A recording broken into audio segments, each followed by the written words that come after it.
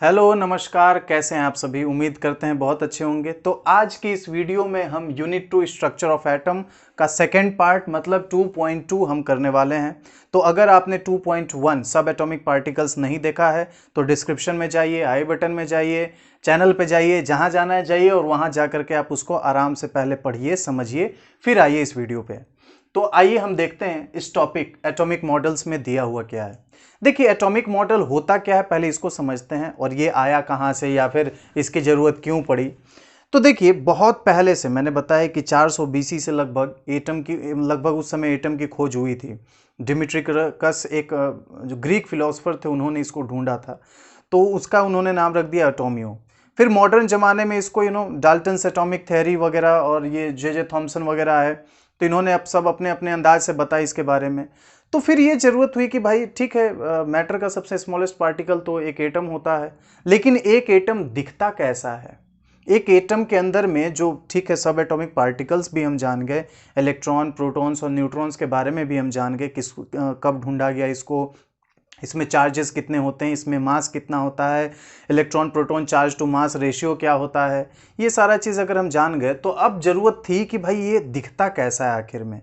मतलब कि इसके अंदर में ये सारी चीज़ें सब एटॉमिक पार्टिकल्स किस तरीके से अरेंज की हुई होती हैं, तो इसी के बारे में हमको एटॉमिक मॉडल्स में पढ़ना है। तो यहाँ पे है टॉपिक 2.2.1। ये सब टॉपिक्स आप समझते हैं ना कि चैप्टर नंबर 2 ये पहला वाला बताता है, इसका ये सब टॉपिक बताता है, और यहाँ पे जो आप देख रहे हैं ये इसका भी सब टॉपिक बताता है। ठीक है, तो 2.2.1 ये है थॉमसन मॉडल ऑफ एटम। देखिए जे थॉमसन मतलब कि चचा थॉमसन ने 1898 में एक मॉडल दिया, एटम के बारे में बताया, दुनिया वालों को बताया कि देखो एटम ऐसा होता है। ऐसा इन्होंने बताया, ये बताया कि एक पॉजिटिव स्फीयर है, मतलब कि पॉजिटिव गोला है, उसके ऊपर में मतलब पॉजिटिव चार्जेस हैं, और बीच में इलेक्ट्रॉन्स, ये जो रेड वाला आप देख रहे हैं ना, इलेक्ट्रॉन्स बीच में गड़े हुए हैं, दबे हुए हैं। ठीक उसी तरीके से जैसा आपने देखा है वाटरमेलन को, तरबूज को देखा है, उसमें जो दाने होते हैं, उसमें जो बीज होता है, जैसे एक जगह फिक्स होते हैं ना, जब आप उसको बीचों बीच एक बार काट दोगे तो आप देखोगे कि रैंडमली वो जो दाने हैं तरबूज के वो छितराए हुए हैं। तो उसी तरीके से इन्होंने बताया कि ये ऐसा ही अरेंजमेंट होता है एटम के अंदर में, इलेक्ट्रॉन्स और प्रोटॉन्स का। प्रोटॉन्स बाहर में बाहरी पोर्शन में मौजूद होते हैं और इलेक्ट्रॉन्स बीच में होते हैं। इन्होंने ऐसा कहा। भाई उस समय जितना इनके पास साधन मौजूद था, जितना इनके पास टेक्नोलॉजी था और जितना इनके पास नॉलेज था, उसके अकॉर्डिंग इन्होंने ये थ्योरी दे दिया। इसको कहा जाने लगा, इसका इन्होंने नाम दिया प्लम पडिंग, रेजिन पडिंग या फिर वाटरमेलन मॉडल। तो ये सब क्वेश्चन यहां से पूछ सकता है, आपको जरूरत है इसको याद करके रख लेने की। ठीक है, तो देखो अच्छा, इस उस जमाने में इतना भी बताना बहुत बड़ी बात था। इसके लिए इनको 1906 में नोबेल प्राइज भी दिया गया था। ठीक है, तो ये बस थॉमसन का मॉडल था, लेकिन ये उतना ज्यादा प्रभावशाली नहीं था। क्या ये आप मानते हैं कि ऐसा होता है? आज जो हम एटम और उसके स्ट्रक्चर को जानते हैं, क्या ऐसा है? नहीं। तो ये भी चीज की गारंटी है। देखो कोई भी चीज का जो खोज होता है ना, वो अचानक से नहीं हो जाता, वो धीरे धीरे एक एक स्टेप बना हुआ है ना, सीढ़ी बना हुआ है, सीढ़ी पे हम चढ़ते जाते हैं, चढ़ते जाते एक एक करके। छलांग भी नहीं लगा सकते, छलांग लगाओगे तो पैर में मोच आ जाएगी। ठीक है, सीढ़ी भी टूट सकता है कमजोर हुआ तो, और थक भी जाओगे जल्दी, तो देर से पहुंचोगे या फिर नहीं पहुंच भी सकते हो। पैर हाथ टूट गया तो कहाँ से पहुंचोगे। इसीलिए कहते हैं भाई कोई भी चीज़ जो है रातों रात नहीं मिलती। जैसे बहुत सारे लोग को लगता है कि नहीं हम सक्सेसफुल या फिर हम टॉपर जो है सो एक रात में हो जाएंगे पढ़ करके, ऐसा कभी नहीं होता। तुम्हें साल भर जो है सो एक एक करके सीढ़ी चढ़नी पड़ती है। तो यहाँ पे भी देखो जो एटम का खोज हुआ, ये पहला पड़ाव था, समझो ये पहली सीढ़ी थी। इसके बाद अब आता है टॉपिक नंबर 2.2.2 यहाँ पे है ये रदरफोर्ड मॉडल ऑफ एटम। तो Rutherford's nuclear model of atom, देखो इसके तुलना में जो है ना, चाचा थॉमसन के मॉडल के तुलना में ये मॉडल बहुत ज़्यादा प्रभावी मुझे लगता है। देखो इसको इन्होंने खोजा कैसे, इन्होंने बहुत दिमाग लगाया, इन्होंने कैसे डिफाइन किया अपना मॉडल को रदरफोर्ड साहब ने। तो क्या किया कि बहुत पतला गोल्ड का फॉयल लिया, बहुत पतला, मतलब उसका एक डाटा दिया हुआ 10 माइक्रोन से भी पतला लिया था, छोटा लिया था। तो उतना छोटा सोने का फॉयल। अब गोल्ड फॉयल क्या होता है आप लोग पूछोगे। देखो सिल्वर फॉयल होता है, एल्यूमिनियम फॉयल होता है, जिसमें हम रोटी वगैरह लपेटते नहीं है, रोल वगैरह, या जो आप जोमेटो से ऑर्डर करते हो तो वो रोल करता, जिसमें जिस चीज़ में रोल करके लाता है, दैट इज़ एल्यूमिनियम फॉयल। उसके बाद जो बर्फ़ी वगैरह, जो मिठाई दुकान में कभी आप जाते हैं तो मिठाई खाते हैं, तो उसके ऊपर में एक सिल्वरी लेयर होता है या गोल्डन लेयर होता है, ज़्यादातर सिल्वरी लेयर होता है बर्फ़ी वगैरह के ऊपर में तो वो एक्चुअली में सिल्वर फॉयल का परत होता है, एक लेयर होता है, बनाया हुआ होता है। तो यहाँ पे उन्होंने गोल्ड फॉयल लिया, उसी तरीके का जिस तरीके का सिल्वर फॉयल होता है, मतलब और भी पतला उससे। और गोल्ड फॉयल पे उन्होंने एक एक्सपेरिमेंट किया। क्या एक्सपेरिमेंट किया आइए जानते हैं। उस एक्सपेरिमेंट का नाम था alpha particle scattering experiment. Alpha particle scattering experiment. देखो इस पूरे टर्म में ही यहाँ पे आपको पता चल जाएगा कि एक्चुअली में क्या था ये। अल्फा पार्टिकल को बिखराया गया किसके ऊपर में, गोल्ड फॉयल के ऊपर में। ठीक है, तो देखो जब हम ऐसा कुछ बात करते हैं ना केमिस्ट्री में, तो हम इस जगह पे एक पर्टिकुलर टर्म यूज करते हैं, बम्बार्डिंग। बम्बार्डिंग का मतलब, अब पहली बार हम भी सुने थे तो लगा था यार बम्बार्डिंग का मतलब होता है कि मतलब बम उम गिरा दिया गया, पूरा विस्फोट होगा बहुत बड़ा सा। पता चला कि यहाँ पे बम्बार्डिंग ऐसा हो रहा है जो दिखाई भी नहीं देगा आपको। ठीक है, तो यहाँ पे देखो क्या किया, मान लो कि ये एक रेड लाइन जो आप देख रहे हो ये एक गोल्ड फॉयल है। ठीक है, और यहाँ पे क्या किया इन्होंने, अल्फा रेज, अल्फा पार्टिकल्स को इन्होंने, एक सोर्स होगा कहीं पे भी, ठीक है, मान लो कि ये एक सोर्स है, यहां से इन्होंने अल्फा पार्टिकल्स को छोड़ना शुरू किया गोल्ड फॉयल के ऊपर में। तो क्या इनका रिजल्ट निकलता है इससे, देखो हुआ क्या। इन्होंने देखा कि बहुत सारे, मतलब मैक्सिमम जो अल्फा पार्टिकल्स हैं वो गोल्ड फॉयल से टकरा करके सीधे निकल जा रहे हैं। मैक्सिमम देखो, ज्यादातर मतलब 70-80% आप कह दो कि ये टकरा करके सीधा निकल जा रहे हैं। उसमें से कुछ अल्फा पार्टिकल्स जो हैं सो थोड़े एंगल से मुड़ गए, समझना, उसमें से थोड़े अल्फा पार्टिकल्स थोड़े एंगल से मुड़ गए। ये देखो, ये जो मुड़ा है ये मैं आपको यहां दिखा रहा हूं, ये थोड़े एंगल से मुड़ गए। ठीक है, टकराने के बाद पता नहीं क्या, अच्छा इसके रिजल्ट पे हम आएंगे बाद में, पहले आप समझो कि अल्फा पार्टिकल स्कैटरिंग एक्सपेरिमेंट में हुआ क्या था। फिर इन्होंने कहा, बताया कि 20,000 में से एक अल्फा पार्टिकल की ऐसी संभावना थी कि वो टकरा करके गोल्ड फॉयल से वापस आ जाए। ये तो यार बहुत, सोचो 20,000 अल्फा पार्टिकल्स में से कोई एक शायद। ये वही बात हो गई, ये कहते हैं जैसे मान लो कि आपने एक टिश्यू पेपर पे गोली मारी, ठीक है, टिश्यू पेपर पे बंदूक से फायर किया और वो गोली टकरा करके वापस आ जाए, इसकी जितनी संभावना है उतनी ही संभावना एक अल्फा पार्टिकल के वापस रिटर्न कर जाने की है। ठीक है, तो मतलब कि ना के बराबर। ठीक है ना, तो यहां से मतलब अल्फा पार्टिकल स्कैटरिंग एक्सपेरिमेंट से रदरफोर्ड साहब ने एक रिजल्ट निकाला। अच्छा ये रिजल्ट क्या था कि उन्होंने डिफाइन किया अब एटम को, कि एटम जो होता है उसके बीचों बीच में एक बहुत ही हेवी मास है। ठीक है, जिसको कि हम न्यूक्लियस कहते हैं, हम जानते हैं ये चीज। उसमें क्या क्या चीजें होती हैं, प्रोटॉन होता है और न्यूट्रॉन्स होते हैं। ठीक है ना, अच्छा ये बताओ चलो याद करके कि प्रोटॉन और न्यूट्रॉन में भारी ज्यादा कौन होता है, कौन ज्यादा हेवियर है, कमेंट करके बताना। अभी पढ़ाए थे पिछले वाले वीडियो में। तो यहां पे बीच में हेवी मास एक मौजूद है जिसका नाम है न्यूक्लियस, और वो न्यूक्लियस पूरे एटम की तुलना में बहुत छोटा है। ठीक है, इन्होंने और बताया कि उस न्यूक्लियस के चारों ओर, उस न्यूक्लियस के चारों ओर जो है सो इलेक्ट्रॉन्स मौजूद हैं जो कि रिवॉल्व कर रहे हैं। इन्होंने भी ये भी बात सही बताया। ठीक है, अच्छा इन्होंने ये बिल्कुल नकार दिया कि नहीं, पॉजिटिव स्फीयर्स जो है सो बाहर में, स्फीयर के बाहर में जो है सो पॉजिटिव चार्ज मौजूद नहीं है, इन्होंने ये बात को नकार दिया। ठीक है, तो इन्होंने ये रिजल्ट दिया, लेकिन इनके रिजल्ट में कमियां थी, इनके भी मॉडल में कमी था। क्या कमी था वो हम लास्ट टॉपिक में देखेंगे। ठीक है, तो यहां पे बस आपको समझना है अल्फा पार्टिकल स्कैटरिंग एक्सपेरिमेंट था क्या। अल्फा रेज को लिया गया, अल्फा पार्टिकल्स को लिया गया और बहुत ही पतला एकदम गोल्ड फॉयल पे उसको बम्बार्ड किया गया, मतलब गिराया गया। ठीक है, और उसकी वजह से क्या क्या रिजल्ट आया, मतलब कि बहुत सारे मैक्सिमम रेज वेंट अनडेविएटेड, और कुछ rays bent at some angles, और कुछ रेज जो है सो मतलब एक में 20,000 में से एक अल्फा पार्टिकल वो वापस रिटर्न करेगा। ठीक है, तो अब आइए देखते हैं टॉपिक नंबर 2.2.3। 2.2.3 1 था थॉमसन मॉडल, 2 था रदरफोर्ड मॉडल और तीसरा कोई मॉडल नहीं। मतलब कि एटॉमिक मॉडल्स में सिर्फ आपको दो मॉडल यहां पे अभी पढ़ने हैं, थॉमसन मॉडल और रदरफोर्ड मॉडल, जिसको आज हम मानते हैं, जिस मॉडल को एक्सेप्ट करके आज हम चलते हैं वो आगे के टॉपिक्स में आने वाला है। बहुत ही ज़्यादा डीप और बहुत ही ज़्यादा डिटेल से हमको पढ़ना है वहाँ पे, ठीक है। तो आगे का सोचना नहीं है, अतीत के बारे में टेंशन नहीं लेना, ठीक है। प्रेजेंट में आइए देखते हैं कि यहाँ पे क्या हो रहा है। 2.2.3 में क्या दिया हुआ है, atomic number and mass number. देखो ये आज से नहीं, जब आप 6, 7, 8 क्लास में होंगे, देखो अलग अलग बोर्ड में अलग अलग तरह से पढ़ाई होती है ना, सीबीएसई में अलग, आईसीएसई में अलग क्लास में, और स्टेट बोर्ड्स में अलग लेवल से पढ़ाई होती है। लेकिन पढ़ाई कहीं पे भी हो, अब अगर मान लो कि एटॉमिक नंबर इसे हम कहते हैं, तो इसे हम सीबीएसई में एटोमियो नंबर नहीं बोलेंगे, फिर आईसीएसई में एटोमिसिटी नंबर नहीं बोलेंगे, उस जगह पे भी एटॉमिक नंबर ही बोला जाएगा, ठीक है। तो आप किसी भी बोर्ड से हो, कहीं से भी हो, आप समझ सकते हो इस चीज़ को। एटॉमिक नंबर और मास नंबर होता क्या है, देखो इसको सिंपलेस्ट भाषा में मैं आपको बताऊं तो टोटल एलिमेंट्स इस धरती पे कितने हैं, कितने एलिमेंट्स हैं, 118, 118 एलिमेंट्स हैं।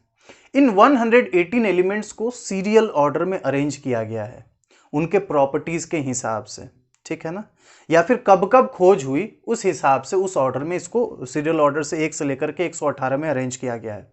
हम ग्रुप्स और पीरियड्स की बात नहीं करें, बस हम एक सीरियल ऑर्डर की बात कर रहे हैं कि 1 नंबर पे हाइड्रोजन, 2 नंबर पे helium, lithium, beryllium, boron, carbon, nitrogen, oxygen, fluorine, neon, sodium, magnesium, इस तरीके से ये सीरियल ऑर्डर है। तो एक्चुअली जो सीरियल नंबर होता है एलिमेंट्स का, 118 एलिमेंट्स का, उसे ही हम कहते हैं एटॉमिक नंबर, ठीक है, उसे हम कहते हैं एटॉमिक नंबर। लेकिन ये तो हो गई भाई समझने वाले टर्म्स में बात। अब आपको ऐसे बताते हैं कि एक्चुअली एटॉमिक नंबर होता क्या है। देखो किसी भी एलिमेंट का एटॉमिक नंबर उसके अंदर में कितना इलेक्ट्रॉन्स और कितना प्रोटॉन्स है ये बता देता है। अगर मान लो मैं एटॉमिक नंबर कहता हूं 7, तो अगर किसी भी एलिमेंट का एटॉमिक नंबर 7 है, ठीक है, तो उसके अंदर में 7 ठो इलेक्ट्रॉन्स है और 7 ठो प्रोटॉन्स है। मतलब कि 14 नहीं हुआ टोटल, मतलब कि ऐसे समझना है कि ये 7 अलग इलेक्ट्रॉन्स और 7 अलग प्रोटॉन्स हैं, ठीक है ना, ये कंबाइन करके नहीं, 7 हैं, ठीक है। तो उसी तरीके से हम इसको रिप्रेजेंट करते हैं, देखो जेड से है एटॉमिक, देखो इसका इनिशियल है ए, और लेकिन हम इसको रिप्रेजेंट कर रहे हैं किससे, जेड से। याद रखना ए जो होता है वो दूसरा चीज है, मास नंबर। कभी भी अगर एटॉमिक नंबर एग्जाम में आए तो एटॉमिक नंबर में हम ऐसा नहीं लिख देंगे ए ब्रैकेट में कैपिटल ए, हमको जेड लिखना है वहां पे। और ये एक्चुअली में होता है क्या, हम इसको डिफाइन क्या करेंगे, number of electrons as well as number of protons present inside an atom is known as और is called as atomic number. उसके बाद एक और टर्म है मास नंबर। तो मास नंबर होता क्या है, देखो हमने ये अभी देखा था ना कि एटम के बीच में न्यूक्लियस होता है। सो न्यूक्लियस में जितनी चीजें जो भी मौजूद हैं, क्या क्या चीज, जितनी मतलब पूरा खजाना तो नहीं है, वहां पे दो ही चीज है, एक है प्रोटॉन और दूसरा है न्यूट्रॉन। इन दोनों को ऐड कर देंगे यहां पर, तो जितना भी इसको ऐड करने के बाद हम इसे कहते हैं न्यूक्लियॉन्स। सो इस न्यूक्लियस में जितने भी न्यूक्लियॉन्स मौजूद हैं उसे हम कहेंगे mass number, and it is denoted by capital A. इसको हम डिनोट करते हैं कैपिटल ए से, ठीक है। So mass number is equal to total number of nucleons, मतलब कि total number of protons plus total number of neutrons. Easy है, समझ में आया, बहुत मुश्किल नहीं है, ठीक है। अब अगले टॉपिक में आते हैं। कहीं परेशानी हो तुरंत कमेंट करके बताओ, उसको तुरंत क्लियर किया जाएगा। 2.2.4 आइसोबार्स एंड आइसोटोप्स, ये भी आपने पहले पढ़ा है, ठीक है, ये भी आपने पहले पढ़ा है। लेकिन ठीक है, चलो समय के साथ हम लोग भूल जाते हैं, इतने तेज ही होते तो क्या बात था, फिर तो गर्दा उड़ा दिए होते तो यहां पे देखो आइसोबार्स क्या होता है, देखो elements having same mass number but different atomic number. वैसे एलिमेंट्स जिनका मास नंबर सेम होता है लेकिन एटॉमिक नंबर अलग होता है। देख लो यहाँ पे एग्जाम्पल मैंने लिया है, बहुत छोटा दिख रहा होगा, लेकिन देखो कार्बन 14, 6, 14 7। देखो इनका मास नंबर मतलब ऊपर में 7, मतलब ये जो 14 है वो सेम है, और नीचे में यहाँ देखो एटॉमिक नंबर अलग अलग है।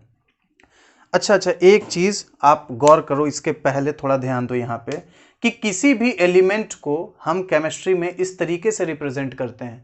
एक्स का मतलब होता है एलिमेंट, ऊपर में ए का मतलब एटॉमिक नंबर है। जूता खोल के पिटाओगे तुम लोग। ए का मतलब एटॉमिक नंबर नहीं होता, ए का मतलब होता है, अभी बताया यहाँ पे, मास नंबर, और जेड एटॉमिक नंबर, मतलब मास नंबर को ऊपर लिखा जाता है और एटॉमिक नंबर को नीचे।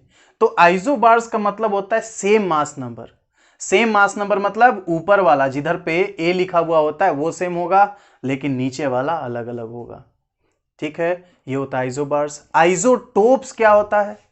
वैसे एलिमेंट्स जिनका की एटॉमिक नंबर सेम होता है लेकिन मास नंबर अलग होता है, मतलब कि ऊपर वाला भी अलग होगा और नीचे वाला सेम होगा, मतलब कि मास नंबर डिफरेंट होगा, एटॉमिक नंबर सेम होगा।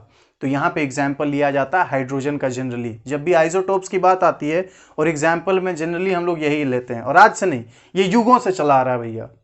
हम भी अपने पिताजी से पूछते हैं तो वो भी बताते हैं कि ये प्रोटियम, ड्यूटेरियम और ट्रिटियम, ये तीन ही तो आइसोटोप्स हम हमेशा लेते हैं, एग्जाम में हम लोग भी लिखते थे। तो वही चीज़ मैं भी आपको बता रहा हूँ, चूंकि ये इजी होता है। और भी हैं, बहुत सारे एलिमेंट्स के आइसोटोप्स हैं, लगभग मैक्सिमम सारे एलिमेंट्स के आइसोटोप्स मौजूद होते हैं। ठीक है, तो लेकिन इजी, कन्वीनियंट, बहुत आसान हो आपको समझने में और इसको मेमोराइज करने में।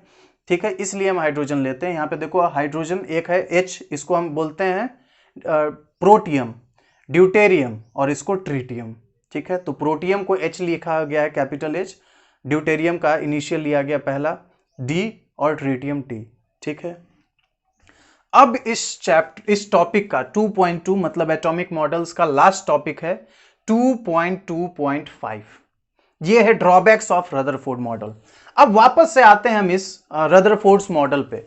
इन्होंने जो अल्फा पार्टिकल स्कैटरिंग एक्सपेरिमेंट किया और इन्होंने बताया कि देखो न्यूक्लियस में जो है सो, न्यूक्लियस एक हेवी मास है जो कि पूरे एटम की तुलना में बहुत छोटा है।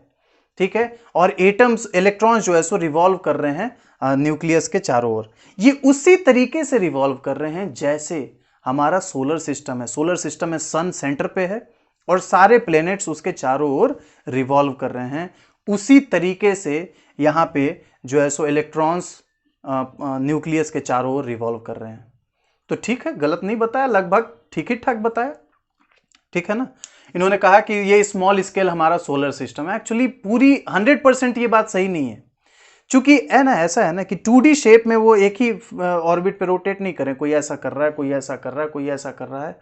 ठीक है, एमिट्स EMR ये बताया कि देखो जो इलेक्ट्रॉन्स है ना वो इलेक्ट्रोमैग्नेटिक रेडिएशंस को एमिट कर रहा है। तो मान लीजिए कि यहां पे एक न्यूक्लियस है और यहां पे इलेक्ट्रॉन है।